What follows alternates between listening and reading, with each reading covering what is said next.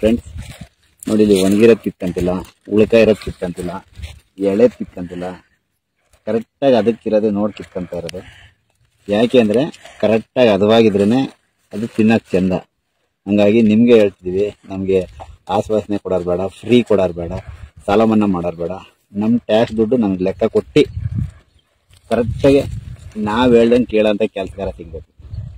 ನಮ್ಮ ಟ್ಯಾಕ್ಸ್ ದುಡ್ಡು ಲೆಕ್ಕ ನಾವು ಸುಮ್ಮನೆ ಕಟ್ತಿಲ್ಲ ಟ್ಯಾಕ್ಸ. ಈ ನಮ್ಮನ್ನೆಲ್ಲ ಅಭಿವೃದ್ಧಿ ಮಾಡ್ಕೊಂಡ್ಲಿ ಅಂತಲೇ ನಾವು ಇವೆಲ್ಲ ಟ್ಯಾಕ್ಸ್ಗಳು ಕಟ್ತಿರೋದು. ಹಂಗಾಗಿ ಒಂದು ಯೋಚನೆ ಮಾಡಿ, ಕರೆಕ್ಟಾಗಿ ನಾವು ಆಯ್ಕೆ ಮಾಡಿದಾಗ ಮಾತ್ರನೇ ಈ ಸಮಾಜ ಸರಿಯಾಗೋದು. ಫಸ್ಟ್ ಈ ಪ್ರಜಾಕೀಯ ಎಲ್ಲೆಲ್ಲಿಂದ ಚಿಗುರೊಡಿತೈತೆ ಅಂತ ಗೊತ್ತಿಲ್ಲ. ಎಲ್ಲರ ಮನಸ್ಸಲ್ಲೂ ಪ್ರಜಾಕೀಯ ಬೀಜ ಇದೆ. ಯಾವಾಗ ತನ್ನ ತಪ್ಪನ್ನ ತಾನು ಅರ್ಥ ಮಾಡ್ಕೊಂತಾನೋ ಅವಾಗ ಮೊಳಕೆ ಹೊಡೆಯಕ್ಕೆ ಸ್ಟಾರ್ಟ್ ಆಗುತ್ತೆ ಪ್ರಜಾಕೀಯ ಎಲ್ಲರ ಮನಸ್ಸಲ್ಲೂ. ಪ್ರಜಾಕೀಯ ಅಂದ್ರೆ ಏನೋ ಸತ್ಯ ಅಷ್ಟೇ. ಎಲ್ಲರ ಮನಸ್ಸಲ್ಲೂ ಮೊಳಕೆ ಹೊಡೆದಾಗ ಸ್ಟಾರ್ಟ್ ಮಾಡ್ತಾರೆ. ಈಗ ನನ್ನ ತಪ್ಪು ನಾನು ತಿದ್ಕೊಂಡೆ ಅಂದರೆ ಇನ್ನೆಂದೂ ತಪ್ಪು ಮಾಡಲ್ಲ. ನನಗೆ ಯಾವ ನಾಯಕನೇ ಬೇಡ, ಸೇವಕನೂ ಬೇಡ, ನನಗೆ ಕಾರ್ಮಿಕ ಬೇಕು. ಹಂಗಾಗಿ ನೀವು ಅಷ್ಟೇ ಕರೆಕ್ಟಾಗಿರೋದನ್ನ ಆಯ್ಕೆ ಮಾಡಿದಾಗ ಮಾತ್ರ ನೀವು ಸಮಾಜ ಸರಿಯಾಗೋದು. ಹಂಗಾಗಿ ದಯವಿಟ್ಟು ಒಂದು ಯೋಚನೆ ಮಾಡಿ. ನೀವು ಸುಮ್ಮನೆ ಕೇರ್ಲೆಸ್ ಮಾಡಿ ಓಟ್ ಹಾಕಿ ಈ ಸಮಾಜ ಬದಲಾವಣೆ ಆಗಬೇಕಂದ್ರೆ ಎಂದೂ ಆಗಲ್ಲ.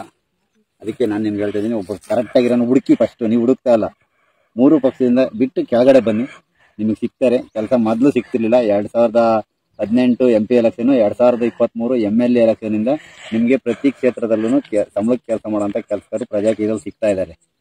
ಹಂಗಾಗಿ ನೀವು ಪರ್ಫೆಕ್ಟಾಗಿ ಅದ್ರ ಬಗ್ಗೆ ತಿಳ್ಕೊಂಡು ಪರ್ಫೆಕ್ಟಾಗಿ ನೀವು ಜವಾಬ್ದಾರಿ ತಗೊಂಡ್ರೆ ಎಲ್ಲರೂ ಪ್ರಜಾಕೀಯನೇ ಈ ಸಮಾಜ ಆಲ್ಮೋಸ್ಟ್. ಯಾಕಂದರೆ ಅದು ಸತ್ಯ ಅಷ್ಟೇ. ಪ್ರಜಾಕೀಯ ಅಂದರೆ ಸಂವಿಧಾನ ಏನು ನಮ್ಮ ಅಂಬೇಡ್ಕರ್ ಅವ್ರು ಬರ್ತಿದ್ದಾರೆ. ನೀವೆಲ್ಲ ರಾಜರಾಗಿ ಅಂತ ಪ್ರತಿಯೊಬ್ಬ ಬಡವ ಶ್ರೀಮಂತ ಏನು ಮೇಲು ಕೀಳು ಇಲ್ಲದೆ ಒಂದೊಂದು ಮತದ ಅಧಿಕಾರ ಕೊಟ್ಟಿದ್ದಾರೆ.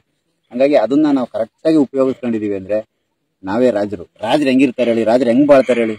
ರಾಜನ್ ತರ ಗತ್ತಿರ್ಬೇಕು. ಅದು ಗತ್ತು, ಆ ತಾಕತ್ತು ನಮ್ಮಲ್ಲಿ ಇತ್ತು ಅಂದ್ರೆ ನಿಜವಾಗ್ಲೂ ನಾವೆಲ್ಲರೂ ರಾಜರೇ. ಕೆಲಸಗಾರ ನಿಕ್ಕಣ, ಕೆಲಸ ಮಾಡ್ತಾನ, ದೇಶ ಅಭಿವೃದ್ಧಿ ಅಲ್ಲ, ನಾವೆಲ್ಲರೂ ಅಭಿವೃದ್ಧಿ ಆಗೋಣ. ನಾನೊಬ್ನೇ ಅಲ್ಲ, ನಾವೆಲ್ಲರೂ ಅಭಿವೃದ್ಧಿಯಾಗಿ ದೇಶ ಆಟೋಮೆಟಿಕ್ ಆಗಿ ಅಭಿವೃದ್ಧಿ ಆಗುತ್ತೆ. ಜೈ ಪ್ರಜಾಕೀಯ.